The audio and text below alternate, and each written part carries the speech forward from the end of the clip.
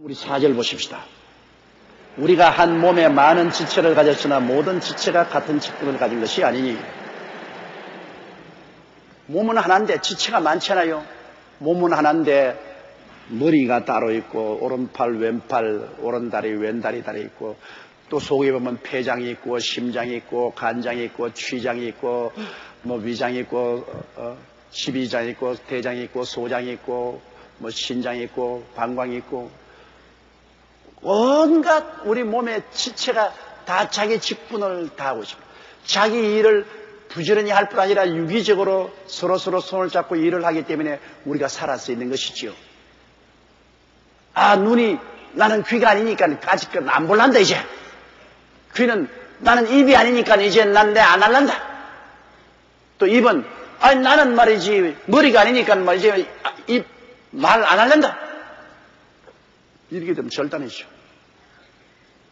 몸의 각 지체가 다 자기 역할을 함으로 말미암아 몸이 살아있죠. 그러면 몸은 하나되 지체는 많죠. 여의도 순복음교회는 하나되 지체는 많습니다. 여기에 교역자들도 있고 장로님, 안수집사님, 권사님 그리고 서리집사님도 있고 셀리다들이 있고 양육위원들이 있고 전부 하나님이 이 여의도 순복음교회라는 그리스도의 몸의 지체들로 세워놓은 것입니다. 내가 지체가 되었으면 내 지체가 내 역할을 잘하고 몸을 자꾸 보양하는 일에 충성을 해야지. 내 지체 나는 훌륭하고 사람들에게 칭찬받고 번쩍번쩍 빛나는 지체가 아니기 때문에 안 하겠다 그러면 몸 전체가 다 그로 말미암아 고통을 당합니다. 발가락 하나가 내 감추어서 늘 신발 속에 숨겨있고 나는 재미없다. 난 발가락 안 할란다 그러면 여러분 발가락 하나 잘라내면 자꾸 자빠진다고요. 희한하게 보통 때 잘 걸어다니고 발가락 있는 건 중요한 건 모르지만 발가락 하나만 없어도 밸런스가 잡히지 않아서 자꾸 넘어진다고요. 그만큼 중요하다고요. 우리 몸에 있는 지체 중에 중요하지 않은 것 어디 있어요? 다 중요하죠. 그러니까 나는 별로 사람들 눈에 띄지 않기 때문에 중요하지 않다고 생각하고 자기 역할을 안 하면 몸 전체가 고통을 당하게 되는 것입니다. 5절요.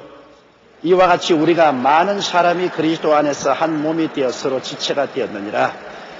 우리는 몸된 교회, 그리스도의 몸된 교회 각자 다 지체가 되어서 몸된 교회에서 우리가 생명을 받는. 우리 지체는 심장에서 피가 뿜어서 우리 지체에 양분을 공급하는 것처럼 교회에 오면 교회에 예수 그리스도로 말미암아 성령의 역사로 하나님 은혜를 우리가 다 받고 삽니다. 우리가 교회에 붙어 있기 때문에 교회에서 떠나면 여러분 포도나무 가지가 나무에서 꺾어지면 말라버려요. 이 교회가 포도나무요. 이 교회가 예수 그리스도의 몸이요. 우리는 거기에 있는 지체이기 때문에 그리스도의 몸을 통해서 우리가 은혜를 받습니다. 그리스도의 몸을 통해서 성령의 역사로 용서의 은혜가 넘쳐나고 성령 충만 천국의 역사가 우리에게 넘쳐나고 치료와 평안이 넘쳐나고 그리고 축복과 행복도 넘쳐나고 영생도 우리에게 넘쳐납니다. 우리는 모두 다 그리스도의 몸인 교회, 그리스도의 포도나무인 교회에 붙어 있어서 우리 지체들이 그것을 섬길 뿐 아니라 그곳에서 우리가 생명을 얻습니다. 여러분 교회가 없다는 것은 얼마나 슬픈지 압니까? 중동에 가면은 이슬람교 국가들에게는 교회를 세우는 걸 허락하지 않아요. 국가에서 허락한 몇몇 교회에는 교회가 없어요. 제가 이번에 요르단에 집회하는데 시리아에서 온 예수 믿는 사람들을 너무나 메말른 가지와 같이 되어 있어요. 교회를 정부가 세우기 허락하지 않으니까 그리스도의 은혜를 받지 못해서 갈급해서 죽으려고 그래요. 몸된 교회가 있어야 그 교회를 통해서 하늘나라의 축복이 공급이 되는 것입니다. 북한이 왜 불쌍합니까? 북한에 법적으로 교회를 허락하지 않기 때문에 지하에 있는 교회 성도들이 거기에 엎드려 기도하지만은 은혜를 받을 수가 없습니다. 완전히 주의 몸된 교회가 이루어져서 조직과 제도가 정비되고 그곳에서 말씀 전가하고 기도하고 예배드림으로 그리스도의 몸을 통하여 성령이 은혜를 퍼부어 주어서 우리가 영혼이 잘됨 같이 범사에 잘되며 강건하고 생명을 때 넘치게 얻고 또 우리는 그 몸에 붙어서 열심히 셀 리더로 일하고 양육위원으로 일하고 그 몸을 보양해서 자라게 하고 이렇게 함으로 교회에 자라고 우리도 은혜를 받고 축복을 받고 살 수 있는데 교회가 없으면 그게 없어요. 교회가 있다는 것 큰 축복입니다. 교회만큼 큰 축복. 교회는 바로 예수 그리스도의 몸이니까요.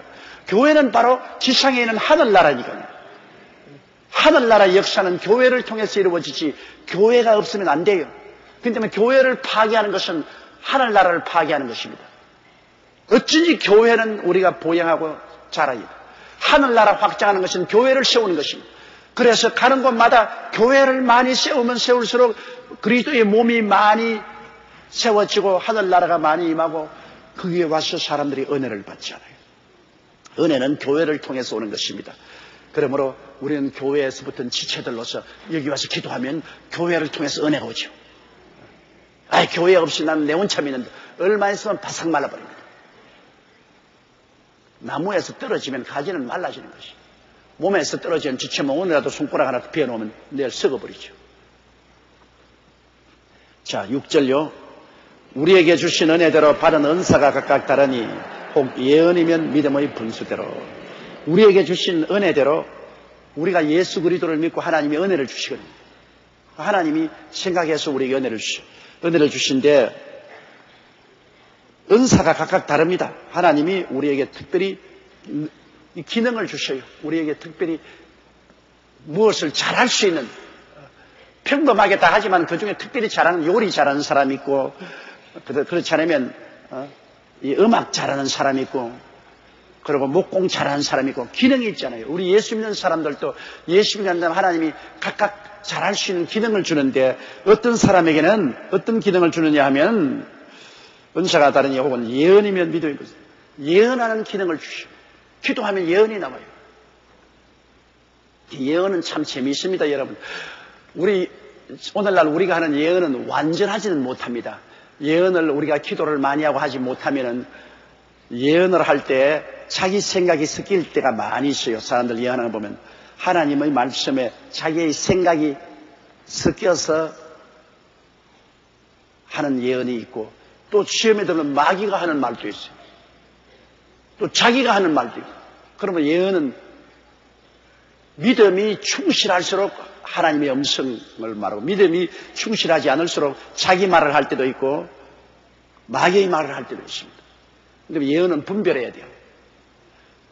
저는 제가 목회를 시작한 때부터 시작해서 예언 달라고는 안 했습니다. 겁이 났어요. 예언은 잘못하면 자기 말을 할 수도 있고, 마귀의 시험에 들어서 마귀의 말을 할 수도 있고, 그렇기 때문에 저는 늘 하나님께 신유연사만 달라고 했습니다. 하나님 신유연사를 주옵소서. 신유연사를. 기도 굴에 가서 하나님께 신유연사 달라고 막 기도를 하면 순식간에 또 예언이 나와요. 예언은 달라고 기도한 적이 없습니다. 겁이 나기 때문에. 그런데 계속해서 기도하면 예언이 나와요. 지금도 기도만 좀 열심히 했다면 예언이 나와요. 예언이라고 해서 꼭 내일에 대한 예언만 말하는 건 아닙니다. 미래에 대한 것. 성경 시편과 같이 하나님을 예배하고 찬양하고 그리고 우리 격려해주는 그런 예언이자구나. 그건 지금도 저는 예언을 구하지 않아요.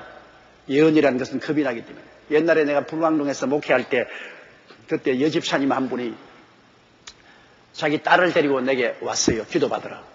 내가 그때 총각이었었는데 그 딸이 이화여자를 맞고 졸업 맞고 키가 크고 인물도 잘 생겼어요. 그런데 데리고 와서 나에게 고개를 숙이고 예언을 하기 시작해요. 기도를 하더니만 사랑하는 나의 종아, 사랑하는 나의 종아, 이 집 딸을 사랑하는 주에게 주노라. 하이, 내가 그냥 깜짝 놀랐습니다. 왜냐? 나는 받을 준비가 안 됐는데. 나는 솔직히 마음에도 안 들고. 왜냐하면 너무 화려하더라고요. 키도 크고 인물도 괜찮은데 너무 화려한 그런 스타일이라고요. 그런 사람하고 결혼했다가는 박살 날 수 있는 가능성이 있어요. 그런데 그 어머니가 예언을 해가지고서 이 딸을 우리 전도사님에게 주노라. 그래 예언을 기도를 끝마치고 난 다음에 전도사님 예언 들었지요? 하나님이 예언을 했으니까 이제 난 이 딸은 당신에게 맡깁니다. 그러는 모르는 놈 소리 하지 마십시오. 왜? 그 예언이 지금 하나님이 직접 하신 예언인지 우리 집사님 생각을 예언을 만들어 가지고서 했는지 사탄이 했는지 내가 모르지 않아요. 그러니까 나는 그 예언 그대로 받을 수 없어요. 그런데 그 예언을 하고 난 다음에 1년쯤 지나서 그 여자가 죽었어요. 왜냐하면 폐병에 걸려서 피를 많이 토하고 죽었어요. 내가 그 예언을 하나님의 예언이라고 받아서 그 여자하고 결혼했더라면 초상치고 말았네. 초상치고 말았어. 그 예언이라는 것은 여러분 자기 마음의 소원이 예언의 형태로 나올 때가 많아요. 그러니까 조심해야 돼. 하나님의 성령이 주시는 예언을 받으려면 믿음의 분량이 커야 돼요. 아주 믿음이 강해서 사탄도 쳐들어올 수 없고 육체도 인간의 생각도 들어올 수 없지 믿음이 강할 때 그럴 때 순수한 예언이 나올 수가 있습니다. 근데 제가 목회하면서 많은 예언이 정확하게 맞아 들어간 때가 있었고 또 많은 예언이 내 생각이 섞여서 나와서 종국적으로 안 맞은 것도 있어요. 그러므로 겁이 납니다. 예언은 분별해야 됩니다. 예언을 할 때 이게 정말 하나님의 음성이냐 아니냐 말씀을 가지고서 견주어서 봐야 돼요. 옛날에 불광동에서 목회할 때 이거 집에서 나무 집에서 일하는 자매님인데 원래 키가 너무 작았어요. 예를 들어 말하면 난쟁이 비슷했어요. 그 적은 자매님인데 교회 와서 열심히 기도하고 한 부르짖고 성령도 충만하고 했는데 하루는 보따리를 떡 걸머쥐고 내게 왔어요. 와서 기도를 해달라고 기도를 하니까 예언을 해요. 사랑하는 딸아 너를 세계적으로 유명한 부흥사로 만들었다. 여기 안수하는 조용기 전도사보다 더 위대한 부흥사로 만들었으니 이제는 나무 집에서 일하지 말고 나가서 조 전도사가 너희 길을 열 테니까 천하 만국에 나가서 복음을 전파하라. 이런 예언을 하더라고요. 그래 내가 딱 나왔는데 자매님 그거는 사탄의 말입니다. 자매님 생각이 아니에요. 자매님이 늘 그런 소문을 가지고 아이고 하나님이 하신 말씀이라고 이제 전도사님이 나의 보좌관이라고 날 도와줘야 된다고. 그래서 그럼 자매님 원천하등이면 만군에게 복음을 전했는데 영어를 압니까? 일본말 합니까? 그건 그때 가서 입을 열면 방언으로 영어가 그대로 나오고 일본말이 그대로 나온다 그래서 잘 나올 겁니다. 그건 사람이 공부해야지 공부 안 하고 그게 나옵니까? 이 나스의 사탄이니까 그런 소리 하지 말고 당신이 지금 처지가 신분이 가정부로서 일하면 가정부로서 죽으셔라세요. 세계적인 주의 종이 된다는 것은 그렇게 쉽게 안 됩니다. 그냥 삐껴가지고서 자기는 세계적인 주의 종이 된다고 하나님이 서울역에 가서 차 타고 지금 대전에 가면은 자기를 영접할 사람이 여기에 와서 기다릴 테니까 가라 한다고 저희는 대전으로 간다고 갔어요. 그래서 안녕히 가라고 그랬어요. 그 보따리 사고 대전으로 기차를 타고 내려가 플랫폼에서 아무리 찾아보기는 아무도 해는 져서 더운데 찾아오는 사람 없어. 그래가 그 플랫폼에서 기도했어요. 하나님 아버지요 부흥사로 내려가라 해서 내가 대전에 왔는데 왜 아무도 찾아오니까 내가 미스테이크 했다 도로 돌아가거라 그러죠. 무슨 하나님 미스테이크를 해요. 그래가 기차를 타고 수문에 오니까 여기서 내리라 여기서 내려라 여기에서 너를 기다리는 사람이 있다. 또 수문에서 내려보니 아무도 없어요. 그래가 하나님 수문에 왔는데 내가 실수했다 도로 불광동으로 가거라. 이래가 나중에 보니까 떼국물이 쪼르르 흐르고 아주 꾀재재하게 되어서 이거 어떻게 된지 예언이 자꾸 왔다 갔다 합니다. 그래서 원래부터 왔다 갔던 게 아니라 원래부터 당신이 좌절감과 열등의식으로 나도 세계적인 부흥사가 되었으면 좋겠다 생각이기 때문에 그 탐욕으로 말미암아 자기 생각하고 그게 귀신이 들어와서 그렇다. 분수대로 살아라. 분수대로. 분수를 뛰어넘어서 탐욕을 가지면 반드시 마귀가 들어온다. 마귀는 욕심을 주고 난 다음 욕심이 잉태하면 죄를 낳고 죄가 장성하면 사망을 낳는데 당신이 분수를 지키지 않고 탐욕을 가지기 때문에 사탄이 들어왔지 않느냐. 그래서 회개시키고 돌려보낸 적이 있습니다. 하나님이 은사를 주시면 믿음의 분수대로. 예언은 자기 믿음이 강할 때 참된 예언이 나옵니다.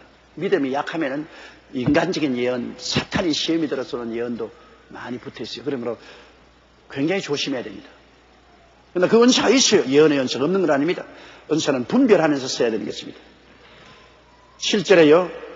혹 섬기는 일이면 섬기는 일로, 혹 가르치는 자면 가르치는 일로, 혹 권위하는 자는 권위하는, 그까지구나. 여기 보면, 그러므로 섬기는 일이면 섬기는 일로. 봉사입니다, 봉사. 봉사도 이게 여러분, 이게 은사입니다. 여기 우리 오늘 또 보십시오. 남녀 선교회원들 지금 다른 사람 다 앉아있는데 좀 서 있잖아요. 여러분 서 있는 거 좋은 줄 알아요. 피가 아래로 모여가 다리가 퉁퉁 부는다고. 하루 종일 서서 봉사하면 집에 가면 다리가 쑤신다. 더구나 추운 날 우리 길거리에 나가서 교통 정리하는 우리 집사님들 보세요. 그 추운데 누가 인증이나 해줍니까? 돈이나 줍니까? 혹은 밥도 굶어가면 새벽까지 나와가지고 봉사한다. 그 아무나 하는 줄 압니까? 못해요. 하나님의 은사가 임해야 하는 것입니다. 봉사도 하나님의 은사가 임하지 않으면 어떻게 봉사해요? 내 마음속에 하나님 은사가 임해서 일을 하겠다고, 은사가 임하면 일을 하겠다는 소원이 올라오고 그 희생을 해도 마음에 즐거움이 있기 때문에 하는 것이죠. 아무나 못합니다. 그럼 하나님이 그 봉사의 은사를 주었으면 봉사를 충실히 하면 그게 해당하는 하나님의 상급이 반드시 임하시거든. 은사가 임해야 돼요. 셀리더도 그렇습니다. 아무나 셀리더 된 줄 알아요. 하나님이 셀리더가 될 수 있는 은사를 주셔야 셀리더가 되지. 은사도 없는데 셀리더를 만들어 놓으면 나홀로 셀리더. 나홀로 셀리더요. 왜 나홀로가 되냐?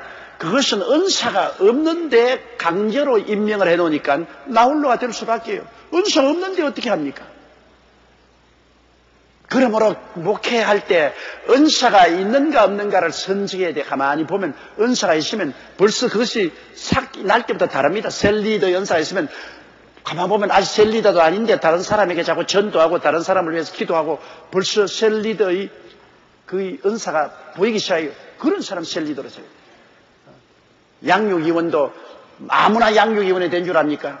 양육위원도 다른 사람의 영혼을 위해서 기도하고 다른 사람을 전도해서 자꾸 끌어오고 하는 것을 볼 때 은사가 있구나.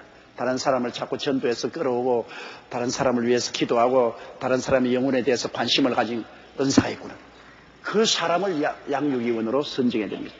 은사는 인간이 만들 수 없습니다. 하나님의 성령이 그 사람에게 그런 은사를 주었기 때문에 은사가 있는 사람을 발견해야지 우리가 훈련해서 은사자를 만들지는 못합니다. 섬기는 자도 교회에서 와서 열심히 섬기기를 원하는 사람, 하나님 은사가 있는 사람을 택해서 우리가 섬기도록 만들어줘야 되는 것입니다. 가르치는 자면 가르치는 일. 가르치는 것은 은사지요. 남에게 가르칠 때 남이 그 가르침을 받고 재미있게 들어야지요. 가르친다고 일어서면 입만 열면 사람들 다 잠들어버려요. 잠재우는 가르치는 사람이 있어요. 잠재우는 사람. 이래만 쓰면 입만 열면 잠이 오는 사람이 있어요. 듣기만 듣는. 내가 옛날에 평신 돌 때 부산에 있는 순복음교회에 나갔는데 그게 루피 리처드 목사님이라고 선교사님이 목회를 하는데 그 선교사님이 목회하고 통역이 통역한데 그 선교사님 서서 설교만 하면 눈이 팍 떠져요. 그리고 그 어줍지 않은 말씀도 은혜가 돼요. 그런데 그게 김 전도사님이라고 북한에서 피난온 전도사님이 계셨는데요. 나이가 그때 한 50쯤 되는데, 이분이 강대에 서기만 하면 막 잠이 와요. 안 자려고 꼬집고 막 눈을 막 개워도 막 자꾸 자빠지고 막 내만 안 가는 거 보니까 앞에 보니까 전부 다 돌아가셨지만 김상필 전도사라고 이름도 기억 안 잊어버립니다. 혹시 우리 루피 리차드 목사님이 미국에 건너가고 없을 때 그분이 주일날 강단에 딱 서면 내 마음에 괜히 왔다 오늘. 에이 오늘 그냥 괜히 교회 왔다. 왜 아니 막 졸음이 오는데 막 미칠 지경이에요. 그냥 교회에 왔어요. 여러분 졸음이 오는 거 정말 못 견딥니다. 그러니까 그분은 가르치는 은사가 없어요. 그분은 주의 종이 되지 말고 다른 걸 해야 돼요. 구두수성공이나 다른 거 해야 돼요. 은사가 없는데 그게 주의 종이 됐어요. 그러니까 막 그분만 서면은 교인들이 다 오늘 괜히 교회 왔다 그러고. 가르치는 은사는 그가 입을 열어 가르치면은 사람들이 구수하게 들어야 돼요. 아, 들으면 참 뭔지 모르게 구수하다. 그러면 사람들이 그 말을 들을 때 은혜를 받고 잠이 오지 않지 않아요. 가르치는 은사가 있는 사람을 선택해야 돼요. 아무리 자기가 가르치고 싶어 해도 은사가 없으면 그거 하지 말아야 돼요. 은사가 있는지 없는지는 여러분 몇 사람 가르쳐보면 대만히 알아요. 사람들이 그 말을 잘 듣고 배우려고 하면 은사가 있는 사람이고, 은사가 없는 사람은 사람들이 안 들으려고 해요. 그럼 은사가 없는 사람이에요. 그리고 8절요. 혹 권위하는 자면 권위하는 일로, 구제하는 자는 성실함으로, 다스리는 자는 부지런함으로, 긍휼을 베푸는 자는 즐거움을 할 것이라. 권위하는 자, 원래 권사님은 권위하는 분들을 권사님이라고 하는데, 권위하는 것은 남을 권면하고 낙심한 사람을 일으켜주는 것입니다. 아예 그냥 신앙에 낙심하고 시험에 든 사람을 가서 기도해주고 권면해주면 그 낙심에서 일어나잖아요. 주로 셀리더들이 이 권위하는 은사가 꼭 필요하죠. 셀리들, 그렇지 않으면 양육위원들 와서 권면하고 위로한. 어떤 사람들은 와서 권면하고 위로하면 더 미운 생각이 있어요. 확 지어받고 싶은 생각이 있어요. 하나도 권면도 안 되고 위로도 안 되고 옆에서 잔소리 잡고 해서 하면 아주 싫은 사람이 있어요. 그러나 와서 같이 울어주고 그러고 위로하고 권유해주면 마음의 위로가 받고 힘이 생기는 사람이 있어요. 어떤 때는 말이 필요 없이 권유하는 사람, 시험과 환난을 당해서 와서 옆에 와서 그냥 별 말 하지 않고 와서 그냥 같이 눈물을 흘리고 그저 울어주고 기도해주고, 그런데도 위로가 되는 사람이 있어요. 와서 자꾸 시험은 당신에게 이익이 되는 것입니다. 그러므로 참으세요. 우짜게는 막 속이 확 올라오는 게 지나 참지 누구 보고 와서 시작하는 위로가 안 돼요. 더구나 여러분 조심해야 할 것은 남편이 세상 뜻을 쓸 때, 아내가 세상 뜻을 쓸 때 큰 슬픔 당하니까 남편이 세상 뜻 언제 과부가 되는데 막막합니다. 자식은 데리고 어떻게 살지 몰라서 막막하게 눈물을 흘리는데 가가지고서 인생은 다 한 번 태어났다 죽는 것입니다. 남편 죽었다고 그렇게 낙심하지 말고 살 길이 있겠지요. 이래서 하면 불난 집에 기름 붓는 겁니다. 아예 그냥 남편이 죽고 그냥 지금 슬픔 중에 고통했으면 그에 가서 다른 말 할 거 없어. 같이 울어주고 같이 하나님이 어찌 살지 모르겠으니 도와주시옵소서 기도나 해주고, 다른 쓸데없는 말하면 오히려 감정이 생겨요. 같이 울어주고 간절히 하나님 어찌할 바를 모르니 도와주시옵소서. 그렇게 하면은 그게 위로가 돼요. 그러나 그게 자꾸 교훈을 하고 달라들면 안 돼요. 권위하는 사람은 하나님의 큰 사랑의 은사를 가지고서 권위를 해야 돼요. 그게 자꾸 교훈을 하면은 미워집니다. 이 세상에 교훈 듣기 원하는 사람 누가 있어요? 부모님도 자식에게 자꾸 교훈하면 애들이 안 들으려고 그러는데 자꾸 와서 교훈하면 듣기 싫어해요. 권위하는 은사는 같이 우는 자와 같이 울고 웃는 자와 같이 웃고 즐거워하는 자와 함께 즐거워하고 마음과 마음이 통할 수 있는 이런 사람인데, 이것도 은사예요. 하나님 은사가 와야 이런 일이 될 수 있어요. 친구들 보면 마음이 싹 통하는 친구 있지 않아요? 그러나 친구 오면 마음을 딱 문을 닫고 경계하는 친구도 있지 않아요? 마음이 그냥 탁 서로 통해서 그냥 마음이 훈훈한 친구, 이건 그런 친구는 마음의 위로가 돼요. 그러나 오면 벌써 마음이 딱 경계가 된 친구는 위로가 되지 않아요. 그러므로 구원이하는 자는 구원이하는 일로, 구제하는 자는 성실함으로. 또 구제하기를 좋아하는 사람이 있습니다. 이게 또 은사예요. 뭐 집에 있는 건 다 갖다 주는 거. 다 보면 뭐 다 갖다 줘, 다 갖다 줘. 무엇인지 좋은 거 있으면 다 갖다 주는 거예요. 구제하는 사람이 성실함으로 하라는 것은, 구제하는 것은 하나님의 영광을 위해서, 그리스도의 영광을 위해서 가치 있게 구제를 해야지, 구제라고 해서 그냥 막 퍼주고 막 나눠주고 하면 안 되잖아요. 주님의 나라를 위해서 성실하게 구제를 해야 된다. 근데 이 구제는, 이거는 사람마다 다 자기 소유욕이 있는데 모든 것을 다 나누어 주는 것은 하나님의 은사입니다. 그 하나님의 은사에 임해야 돼요.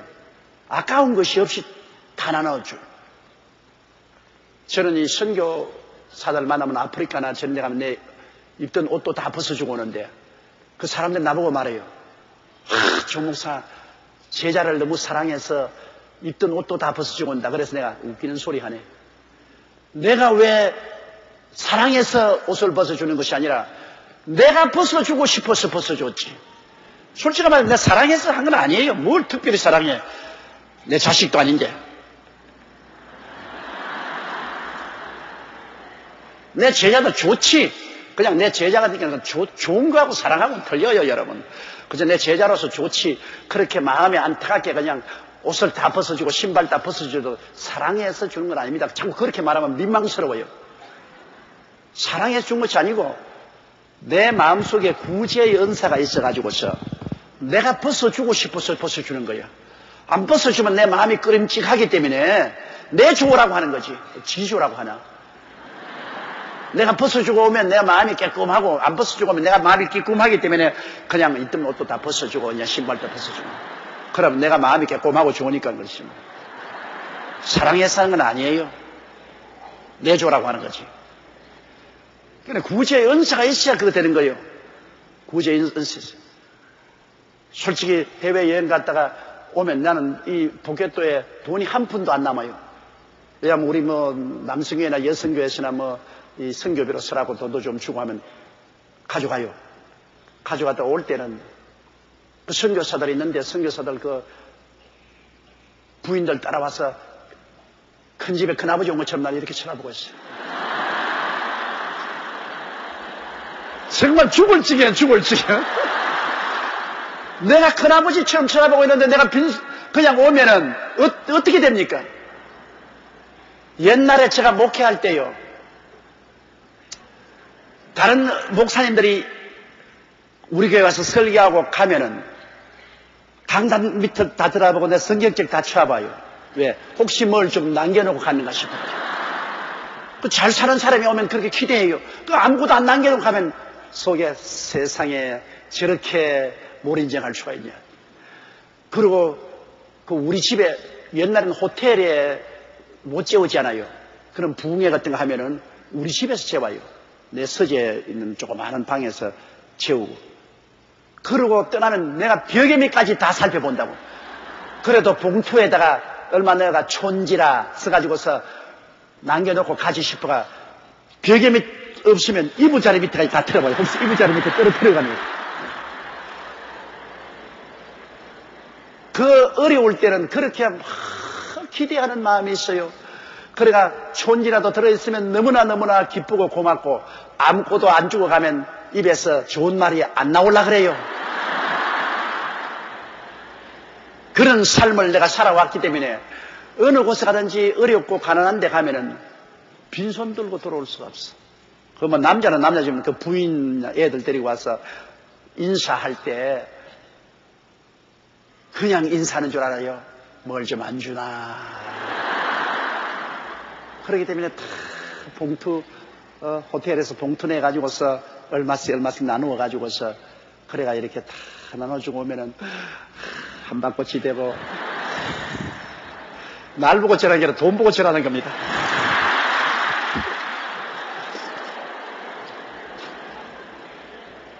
큰아버지 할 노릇이 얼마나 힘든지 알아요? 절대로 큰아버지 되지 마세요. 큰아버지 되는 것도 힘들어요. 모든 사람들이 다 큰아버지가 오면 기대를 합니다. 큰아버지가 그냥은 안 가겠지. 그렇기 때문에 구제하는 은사가 있어야 됩니다. 그게 억지로 하면 마음이 괴롭지만 구제하는 은사가 있으면은 그렇게 하고 하는 것이 마음이 편안해요. 그렇게 하고 나면 내 마음이 기쁘고 즐거워요. 그래서 구제하는 은사를 가지고 목회하는 사람은 구제하는 은사가 있는 것이 참 좋습니다. 다스리는 자는 부지런함으로. 다스리는 자는 구석구석마다 돌아다녀야 되잖아요. 여러분, 대통령이 건강하지 못하면 대통령을 못해요. 대통령으로 계시면 구석구석마다 다니면서 보아야 돼요. 몸을 가지고 계속해서 각 부서마다 돌봐야 되는데 건강하지 않으면 못하죠. 또 교회에서도 다스리는 은사를 받아서 다스리는 자리에 있으면 부지런해야 돼요. 부지런히 이 일이 잘 되는가 못 되는가 자꾸 살펴보아야죠. 다스리는 사람이 앉아가 명령만 받고 있으면 아무것도 안 되죠. 부지런히 댕겨야지. 부지런히. 우리 교회 같은 교회는 이제 다스리는 자의 위치라는 것은 우리 총무국장은 다스리는 자리에 있어요. 총무국장은 마당발이 돼야 돼. 마당발이. 계속해서 교회 구석구석마다 돌아다니며 심지어는 화장실 하나하나까지 문 다 열어봐야 돼요. 그렇게 하지 않고는 다스릴 수가 없어요. 모든 것을 알아야 다스리지 모르면 명령도 못 내리는 것입니다. 알고 있으면 명령을 내릴 수 있고 속아도 알면서 속으면 괜찮아요. 모르고 속으면 왕창 속는다고. 알고 속으면은 알고도 눈 감아주는 거예요. 어느 정도 감아주고 더 이상은 못하게 해야지. 한 가정에도 그래요. 아버지가 자기 아내와 자식들이 뭐 하는 거 다 알아야 돼요. 아내와 자식들이 아버지 속일 때가 참 많아요. 또 속여야 되고 많은 것 다 아버지 알고는 못하니까 그러므로 마누라가 남편 몰래 돈 좀 쓰는 것도 알아야 돼요. 알고도 모른 채 해야지. 모르고 있으면 나중에 살림 다 날라가도 모르면 큰일 나잖아요. 다 눈치그시 감고 알고 있다가 나중에 도를 넘을 때 그때는 이건 안 돼. 애들도 아버지 몰래 뭐 하는 게 있으면 일일이 간섭하면 안 돼요. 눈치그시 감고 어느 정도까지나 있다가 도를 넘으면 이건 안 돼. 알아야 그렇게 할 수 있어요. 그 전혀 모르면 뭐 끝장날 때까지 모르도록 내버려 놓으면 큰일 나죠. 이 다스리는 사람은 부지런히 구석구석마다 돌아다니면서 다 알아야 돼. 알면서 용납해 줄 것은 용납하고 도를 넘으면 그게 브레이크를 걸고 그렇게 할 수 있는 것입니다. 부지런하지 않으면 다스리는 자가 될 수 없습니다. 긍휼을 베푸는 자는 즐거움을 할 것이다. 긍휼을 베푸는 것은 남을 불쌍히 여기고 동정하는 것입니다. 남을 불쌍히 여기고 동정하는 것, 여러분, 이것은 정말 마음이 넓지 않으면 안 돼요. 남이 분명히 잘못했는데, 큰 실수를 했는데 그거를 그냥 전부 꾸짖고 그냥 벌을 줘야 되는데도 불구하고 그거를 불쌍히 여기서 용서하고 다 없게 하는 것은 자기 마음이 넓고 편안해야 돼요. 마음이 즐거움이 있어야 그렇게 하지요. 큰 미운 생각이 꽉 들어있는데 긍휼을 어떻게 베풀어요? 남에게 긍휼을 베풀자면 내 마음이 즐거워야 돼요. 정말 긍휼 베푼다는 것이 얼마나 힘이 든지 말도 못해요. 분명히 이놈이 잘못했는데 그 잘못한 것을 자꾸 용서해 준다는 것은 힘입니다. 저도 이 목회해 보면 내 제자들 중에 분명히 자기가 잘못했는데요, 잘못한 것을 잘못했다고 고백하면 100번 용서하고 싶은데 끝까지 변명을 말하면 그건 막 미운 생각이 확 듭니다. 왜냐, 우리 목회자들, 내 제자들이 뭐 잘못해서 내게 이야기할 때 내가 여러분 이 마당에서 44년 동안 밥을 먹고 살았습니다. 이 마당에서 44년을 강산이 4분도 더 변했기 때문에 다 알아요. 다른 데는 나를 속여도 목회는 못 속입니다. 왜 그러냐? 나라야말로 마당발로 컸기 때문에 천막교회 가만히 몇 개 깔고부터 시작해서 눈물을 흘리면서 산으로 들로 신방 댕기고 성도들하고 울면서 이렇게 자라서 44년 목회에서 왔기 때문에 내가 어디 대학 공부하고 난 다음에 나무교회 시집 타고 와서 안정하고는 틀리거든요. 다 알아요. 목사들이 어떻게 한다, 전도사들이 어떻게 한다 그러는 것 내가 알고 있으면서도 속지요. 그 긍휼한 마음으로 완전한 사람이 어디 있습니까? 그게 잘못되더라도 다 눈 감고 알고도 눈 감고 용서지 모르고 이승만 박사인 줄 알면 큰일 납니다. 나 이승만 박사 아니에요. 그런데 내가 분명히 알고 있는데도 불구하고 끝까지 내게 자꾸 변명하는 편지 내고 자기가 온다고 올바랐다고 말합니다. 그럼 괘씸한 자식입니다. 그건 뭐냐? 사람을 어떻게 알고 이 짓을 하냐? 내가 전분 횟수에 왕건 보니까 궁예가 관심법을 가지고서 왕건을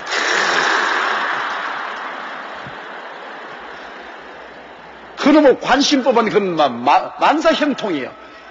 관심법 와서 싫다 하면 딱 관심법으로 보니까 너는 죄인이야. 그래 궁예가 딱 이렇게 관심법을 그 왕건이 있는데 내가 관심법으로 보니까 내가 나를 배신하고 혁명을 일으키려고 했다. 그 왕건이가 그럴 리가 있겠습니까? 아니야. 관심법으로 그렇게 했다니까 그 옆에 궁예를 돕는 그 비서관 젊은 애가 붓을 딱 떨어뜨려 가지고서 일부러 붓을 주는 것처럼 와서 왕건이가 지우면서 했다고 하세요. 했다고 하세요. 참 좋은 교훈입니다. 그 왕건이가 맞습니다. 폐하께서 관심법으로 보는 것이 거짓될 리가 있겠습니까? 내가 모반했습니다. 내가 혁명을 일으키려고 했습니다. 궁예가 그렇지 그래 내 관심법이 틀림없지 않아. 그래 네가 정직하니까 내가 용서해준다. 만일 끝까지 안 했다 했으면 법봉을 얻어맞았어요. 법봉을 얻어맞아서 박살이 날 건데 자기가 했다고 하니까 궁예는 자기 체면도 쓰고 그러고 난 다음에 저 사람이 회개하니까 잘못했다고 하니까 용서할 마음이 생깁니다. 그게요. 여러분 하나님 앞에도 변명만 아닙니다. 다윗하고 사울하고 뭐가 틀립니까? 사울은 그냥 아말렉을 전멸시키라는 것을 전멸시키지 않고 그 중에 아각 왕을 살려왔고 짐승들을 살려왔을 때 왜 살려왔는가 변명을 했습니다. 제사 드리기 위해서 백성들이 원했어. 그 하나님께서 네가 왜 불순종했냐 할 때 아이고 하나님 내 탐욕이 들어와서 내가 잘못했습니다. 용서해 주시옵소서 무릎을 꿇었으면 사울 살았어요. 그러나 자꾸 변명을 하니까 하나님께서 하나님 앞에 제사 드리는 것보다 거짓말하는 것이 나쁘다. 버림받았죠. 그러나 다윗은 무시무시한 죄지었어요. 자기 제왕이라고 하더라도 나무 안에 빼앗고 임신시켜놓고 그거 감추려고 그 남편을 일선에 보내서 죽게 만들고 이건 살인죄에다가 간음죄에다가 이건 사기죄에다가 거짓말에다가 이건 뭐 도저히 이건 감당할 수가 없어. 시중 잡배도 그렇게 할 수가 없습니다. 그런데도 불구하고 나단 선지가 당신이 바로 그 사람이라고 하자. 다윗은 즉시로 보좌에서 내려앉아서 무릎을 꿇고 내가 죄를 지었습니다. 고백을 해요. 즉시로 하나님이 너의 죄를 용서받았다고 했습니다. 여러분 하나님 앞에서 우리 꾸중 들을 때 변명하면 안 됩니다. 하나님 앞에 꾸중 들을 때는 그냥 그대로 깨어져야 되고 또 손위의 사람에게 꾸중 들을 때 변명 자꾸 하면은 버림받습니다. 어느 외국인 기업가가 내게 와서 말을 해요. 일본 기업가인데 자기 한국에 회사를 차리고 있는데 일본 사람하고 한국 사람하고 다른 점이 있다고 해요. 그 뭐냐 이거는 일본 사람은 불러서 꾸짖으면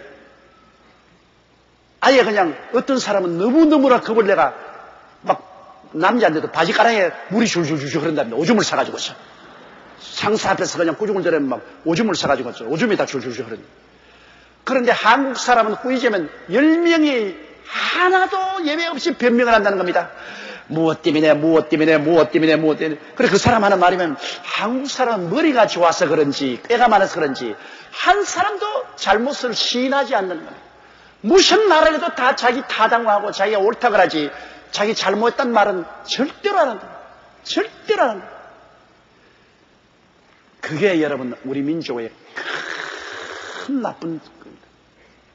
자기가 잘못한 것을 솔직히 고백해야 돼요. 여러분 기독교 문화는 회개 문화입니다. 회개하라 천국에 가까워하느니라. 예수 믿는 문화는 회개의 문화입니다. 예수 믿는 문화는 언제나 자기 잘못은 자꾸 회개하는 거예요. 회개하면 불쌍히 여김을 받습니다만 자꾸 고집을 부리면 밑비움을 받죠. 우리 목회 상황에는 내 제자들이 뭘 잘못했을 때 지적하면 내게 자꾸 변명을 말하면 내가 참 듣기가 괴롭습니다. 그러나 변명을 하지 않고 잘못한 지적하면 이건 내가 최선을 다했는데 이게 잘못됐습니다. 죄송합니다. 용서해 주십시오. 더 잘해보겠습니다 하면 긍휼을 베풀게 돼요. 그렇게 되면 깨진 사람에게 긍휼을 안 베푸는 사람 누가 있어요? 그러나 변명을 하게 되면 긍휼을 베풀지 못하고 법봉이 나가요. 법봉이. 그렇기 때문에 우리는 항상 하나님 앞에 깨어져야 돼요. 우리의 잘못을 솔직히 고백하고 자백하면 긍휼을 베풀게 되고 긍휼을 베풀면서 즐거운 마음이 생깁니다. 지금 회개하고 저렇게 솔직하니까 좋다. 긍휼을 베풀면서도 기분이 좋다고. 자꾸 부인하는 사람에게 긍휼을 베풀면 기분이 좋은 것이 아니라 마음에 언짢지. 두고 보자 이놈의 자식. 이제는 증거를 가지고 꼼짝달싹 못하게 내가 잡고 목을 비어 털어버리겠다. 그런 생각이 나오는 것입니다. 그러므로 긍휼을 베푸는 자는 즐거움으로 할 수 있도록 회개를 해야 됩니다. 9절요. 사랑엔 거짓이 없나니 악을 미워하고 선에 속하라. 사랑은 거짓이 없다. 그건 왜냐하면 내가 사랑하면 모든 것을 주고 싶지 않습니까? 자꾸 주는데 무슨 거짓말을 하겠습니까? 미워해야 거짓말을 자꾸 하지. 사랑하면 사랑할수록 사랑은 주는 것이지 받는 것이 아닙니다. 하나님이 세상을 지은 사랑하사 주셨으니 독생자를 주셨지 않습니까? 우리도 사랑하면 자꾸 주게 돼요. 마음을 주게 되고 물질을 주게 됩니다. 사실은 내 물질인 곳에 내 마음이 있다고 해서 오늘날 우리가 육신의 세계 속에서 사랑은 물질로 증명됩니다. 물질로. 우리가 하나님을 사랑한다고 하면서 11조 드리지 않고 성수주의를 하지 않으면 그건 거짓말입니다. 날도 물질이니까 시간도 하나님께 드리고 11조도 하나님께 드리면 그게 사랑의 증명이 되는 겁니다. 그렇기 때문에 훈훈한 마음으로 하나님 나는 하나님을 사랑하고 예수님을 사랑합니다. 하나님 나를 도와주시옵소서. 사랑합니다. 내 물질인 곳에 마음이 있다. 부부간의 사랑도 한 가지예요. 부부간의 사랑도 물질입니다. 남편이 아내 사랑하면 물질이 많고 작은 것이 아닙니다. 정성입니다. 이번 어버이날에 우리 애들이 내게 선물 가지고 왔어요. 선물 가지고 왔는데 그 선물이 돈으로 따지면 별 볼 일 없는 거예요. 내가 시장 가서 얼마나 살 수 있는 겁니다. 그러나 어버이날이라고 해서 애들이 선물을 사주는 겁니다. 뭐 운동기구도 사다 주고 신발도 사다 주고 그다음 티셔츠도 사주고 내가 보면 다 합쳐봤자 2, 3만 원이야. 그래도 어버이날이라고 해서 그것을 가지고 와서 주니까 그 물질이 아니라 거기에 담긴 사랑이 생각이 납니다. 아, 나를 생각하는구나. 나를 사랑해 주는구나. 그게 고맙다. 사랑이 고맙다.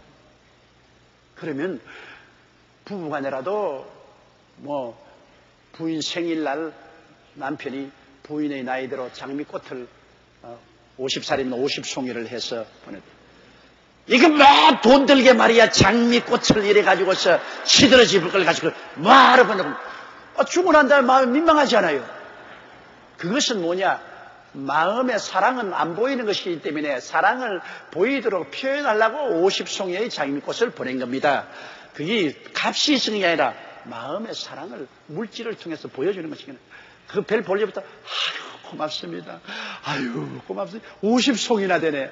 아유 너무나 고맙습니다. 나를 기억해 주니까.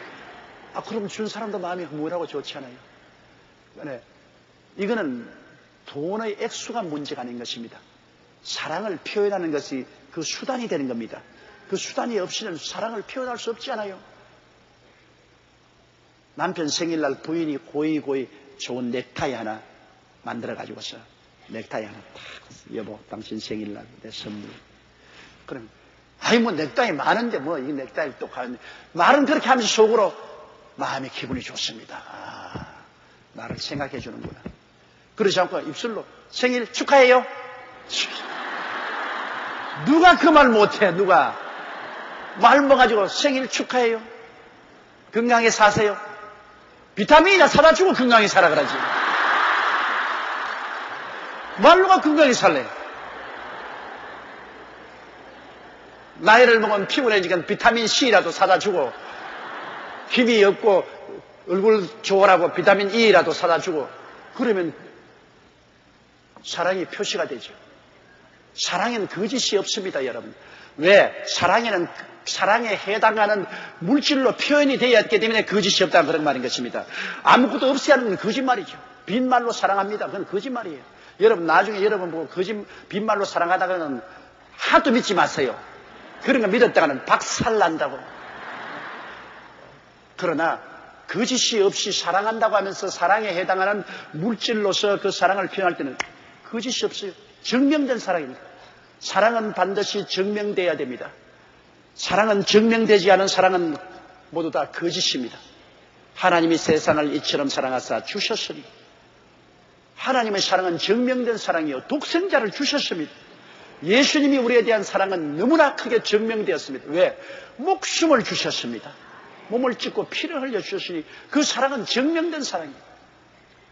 우리가 이웃 간에 서로 사랑하는 것도 반드시 물질로 거짓이 아닌 것이 증명돼야 됩니다.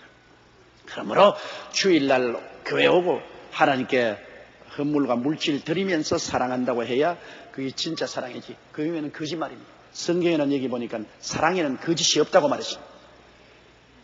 악을 미워하고 선에 속하라.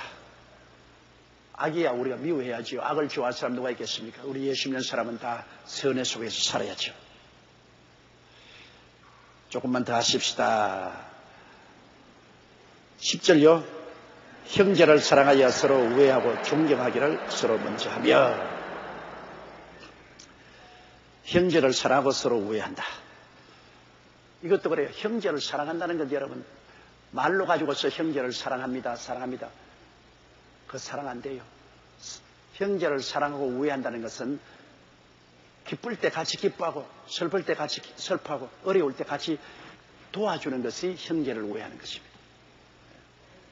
그 형이 있으면 아우가 잘못 살면 아우에게 도와줘야 돼요. 그게 사랑하고 우애하는 것입니다. 아우가 잘 살면 형이 못 살면 형을 도와줘야 돼요. 그게 사랑하고 우애하는 것입니다. 근데 가만히 제가 60평생을 살아보니까 하나 깨달은 것이 있는데요. 자식들도 보면은 손 위의 자식은 손 아래 자식들을 도와줍니다. 형과 누나는 밑에 있는 사람 도와주는데 손 아래 사람은 좀처럼 손 위의 사람 안 도와줍니다. 자식들 길러보면은 마지로서의 안 그런 예외도 있지만 대개 부모에 대한 관심을 책임을 많이 걸면죠. 마지가 언제나 부모에 대한 책임을 걸면서 살림을 아무 상속을 못 받아야 돼. 그러나 둘째, 셋째, 넷째는 형님이 다 할 것인데 우리가 무슨 상관이냐. 별 관심을 안 겨룹니다. 그리고 또 가만보면 마지가 잘 살면 노랭이 형도 있지만은 놀부 같은 형도 있지만은 대개는 형이 잘 살면 동생들에게 도와줘요. 그러나 동생이 잘 살아가 형을 도와주는 사람은 예외도 있지만은 결코 많지 않아요. 더구나 요 사이는 형제 사랑과 우애를 망치는 것이 마누라 때문입니다. 마누라가 잘못 들어와가지고서 무엇 때문에 작은 집을 도와주느냐, 무엇 때문에 큰 집을 도와주느냐, 무엇 때문에 그러고 있으면 전부 다 우리 친정에 갖다 줘야지 무슨 소리 하는 거냐. 그러고 그냥 남편 멱살 넥타이 잡고 친정으로만 잡고 친정으로만.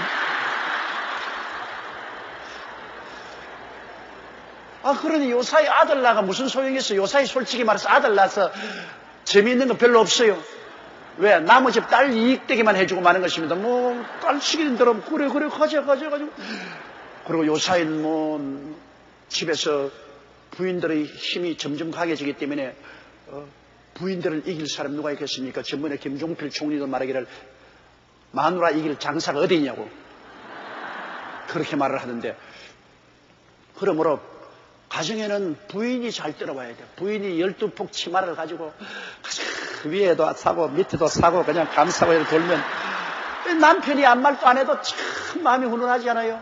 남편이 아무 말도 안 해도 부인이 들어와서 시아버지 시어머니 돌볼 것 다 돌봐드리고 동생들 잘못 살면 조금씩 다 나눠주고, 그래서 사랑과 우애가 있도록 하는 것은 가정의 부인이 하는 것이지, 남자가 아무리 하고 싶어도 못하면 남자가 아무리 부모를 잘 받들고 형제들 돌보래도 부인 눈치 봐야 되잖아요. 부인 눈치 보고 들켰다가는 벼락이 떨어지니까 왜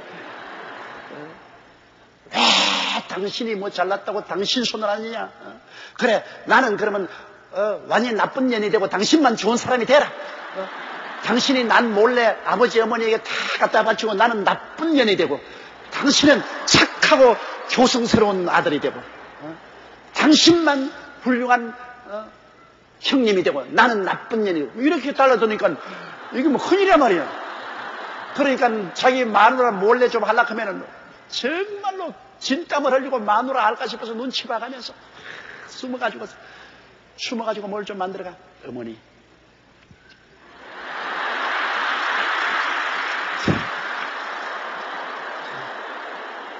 이 집사람 몰래 하는 겁니다. 절대로 말하지 마세요. 여러분 왜 웃어요? 다 경험이 있기 때문에 울지 않아요. 그러면 그런 고생을 안 시키고 아내가 미리 알아가지고서 여보 오늘 이 명절이고 또 뭐 이름 있는 날이니까 우리 아버지 어머니께 뭘 좀 해야 돼요. 좀 뭘 그렇게 많이 아니야. 내게 몇 개 놔왔어. 내게 몇 개 놔. 그리고 저 아우네 집에도 저 집에도 오늘 뭐 무슨 일이 있답니다. 뭐 또 학교 입학도 하고 뭐 돈도 이거 좀 우리는 뭘 먹고서 괜히 큰 소리 하는 게 남편은 우리는 뭘 먹고 살라고 우리도 자식인데 그러냐고. 그래도 안 돼. 이렇게 해줘야 돼. 그러면 속으로 얼마나 만족한지 몰라. 우리 마누라 제일이다 말이야. 나 이 마누라 덕분에 내가 산다 말이지. 이게 얼마나 좋으냐. 그런 마누라는 천금을 주고도 사지 못해. 그런데 그런 마누라가 좀처럼 없다 그 말인 것입니다. 여의도 순복음교회 교회 내놓고는 별로 없는 것 같아요. 그러므로 여기에 형제를 사랑하며 서로 우애하고 존경하기를 먼저 하라는 것은 부인에 의해서 되는 겁니다. 남편 힘으로는 안 돼요. 부인의 도움으로 말미암아 이 일이 돼요. 그러므로 가정의 형제도 그렇고 교회 형제들도 교회에 와서 서로 우애하는 것도 우리 자매님에 의해서 돼요. 교회에서 남편이 뭘 떠들면 부인이 여보 교회 가서 그러면 안 돼. 어떻게 교회에서 그렇게 해? 그럼 나 교회 같이 안 나갈 거야. 그러지 마. 그러면 별 도리 없죠. 큰 소리 할 사람 누가 있어요? 큰 소리 했다가 늙어서 박대밖에 큰 소리 할 사람 없어요. 교회 남편이 장로가 되고 안수집사가 되어서 교회 열심히 섬기게 하는 것도 뒤에 권사님이나 집사님 부인들이 그렇게 됩니다. 교회 문제를 일으키고 하면 남편 보고 여보 그러면 안 돼. 하나님의 교회에 가서 왜 말씀을 일으켜? 우리가 하나님 보고 가지 사람 보고 가. 당신 그러다가는 우리에게 하나님께 매맞아. 그렇게 하면 나도 교회 안 나갈 거야. 그러지 마. 내가 한번 그래 봤지 뭐. 안 그럴게. 시끄러워. 쌀소리 하지 마. 나 안 그럴게. 근데 부인이 한 소리 듣어요. 그럴 수가 있나. 막 쥐어 박아버려 그냥 교회 가서. 당신이 그래도 장로인데 말이야. 장로를 갖다가 교회에서 그렇게 대접해. 가만두면 안 돼. 이래서 하면 그렇지. 그러면 내가 가서 그냥 주워 놔봐야지. 그래가 그리스도의 몸된 교회에 혼란을 끼치고 난 다음 나중엔 부부간에 합쳐서 박살이 나버려요. 그렇기 때문에 이 교회나 가정이나 우애하고 사랑하고 우애하고 존경하고 사는 데는 절대로 여성이 주체입니다. 여자 무시하면 안 돼요. 여성이 약하게 보여도 여성이 얼마나 강한지 말로 다 할 수 없어요. 나무가 저렇게 푸르고 바람에 날리고 막 하지요. 밑에 물이 없으면 그대로 말라 죽어버려요. 남자는 나무고 여자는 물입니다. 물. 안 보이시 싶어도 죽고 사는 것이 물이 권세를 가지고 있는 것처럼 남자의 일어서고 넘어지는 것이 전부 여성에 달려 있습니다. 여러분 지위를 좀 아세요. 여러분의 일거수일투족이 얼마나 여러분의 남편에게 영향력을 미치고 있다는 것을 알아야 돼요. 그러므로 여자는 약하게 보이지만 어마어마하게 강하다는 것을 알고 여러분의 신부가 처지를 잘 해줘야 됩니다. 아담 할머니만 잘했으면 우리가 이렇게 고생 안 하지. 괜히 남편을 꿰가지고서 선악과 먹게 해가지고 그 후손들이 이런 고생을 하겠죠. 처음부터 벌써 그런 거야. 그러니까 여러분께서 모두 다 여러분 가정이나 교회, 형제를 사랑하며 서로 우애하고 존경하기를 서로 먼저 하도록 솔선수범해 주시기를 주의 이름으로 축복합니다. 11절요. 부지런하여 게으르지 말고 열심을 품고 주를 섬기라. 주를 섬기기 위해서는 부지런해야 되고 게으르지 말아야 됩니다. 예수 믿는 것도 열심히 있어야 예수 잘 믿지. 여러분 게으르면 예수 잘 못 믿어요.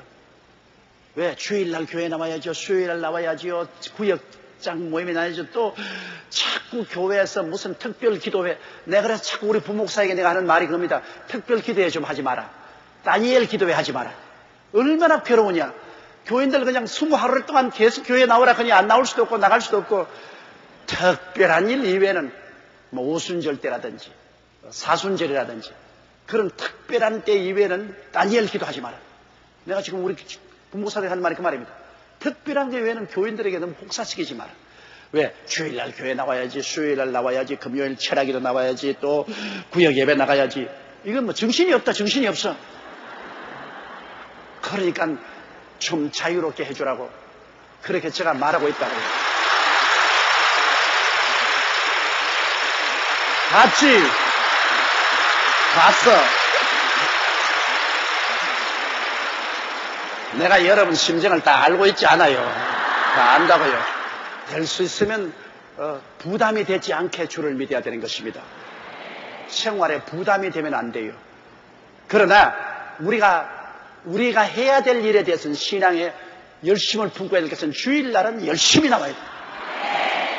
그리고 불가항력직이 아니면 수요일날 따라서 말씀 공부하고 그리고 또 구역 예배 나오고 그런 기본적인 것은 열심을 품고 열심히 하고 그 이외에는 너무 부담이 되는 일은 교회도 시키지 말아야 되고 또 여러분도 부담이 되는 일은 하지 말아야 될 것입니다. 자, 한 절만 더 하고 이제 끝마치십니다. 12절 오늘 너무 많이 했어. 소망 중에 즐거워하며 환난 중에 참으며 기도에 항상 힘쓰며. 사람은 소망이 있어야 즐겁습니다. 내일에 소망이 없으면 절망 아닙니까? 소망만 있으면 어떠한 고통도 참아요. 내일에 소망이 있으면 오늘의 고통은 다 참을 수 있어요. 청춘 과부가 되어도 자식 하나 있으면 그 자식 키운다고 어려운 고생이 돼요. 오늘 또 우리 80이 넘는 저 서대문에서 목회할 때 자매님인데 지금 자식들 다 키워서 미국 보내서 지금 시애틀에서 살고 있으면서 오늘 인사하러 왔는데 서대문에 있을 때 청춘 과부였습니다. 그러나 그 자식들이 있기 때문에 희망을 가지고 온갖 보통이 장사다 하고 온갖 가서 손으로 하는 장사다. 그런 고생을 해서 자식들을 다 먹이고 입히고 교육시키고 시집장가 보내. 그러고 난 다음에 다 자식들이 잘 돼서 미국 건너갔어. 이제 미국에서 이 자식 집에 저 자식 집에서 살면서 오늘 나 오래 살라고 건강식품 사왔더라. 80이 넘은 할머니. 그러면서 그때 하는 말이 내가 자살하려고 몇 번이나 생각했는데 그러나 교회 와서 목사님 설교 듣고 소망을 얻고 그 소망이 있어서 내가 그런 모진 고생을 하면서 자식들을 다 길러냈다. 오늘 또 와서 그 말이에요. 목사님에게 내가 평생을 잊을 수 없는 것은 목사님에게 소망을 얻었다. 그 소망이 없었으면 내가 자살하고 자식들 다 뿔뿔이 흩어질 것이다. 그렇게 소망이 좋은 것입니다. 소망이 있으면 고통을 참을 수가 있어요. 우리 예수 믿는 사람은 예수께서 소망이 되지 않습니까? 자고 나도 우리는 바라볼 수 있는 것이 있습니다. 아버지가 계시고 예수님이 계시기 때문에 어떠한 고난도 이겨나갈 수가 있습니다. 그러므로 소망 중에서 우리는 즐거움이 넘쳐서 이겨나갈 수, 환난이 다와도 참을 수가 있습니다. 소망이 있으면 환난이 와도 참지요. 소망이 없으면 환난이 나오면 파멸되죠. 그리고 항상 기도해서 하나님께 수고하고 무거운 짐을 다 맡기고 살아야 되는 것입니다. 다 맡기고 살아야 돼요.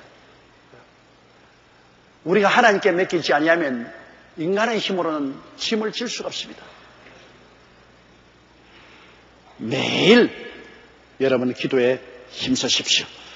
13절 한 절만 하고 끝납니다. 자, 13절 성도들의 있을 것을 공급하며 손 대접하기를 힘쓰라.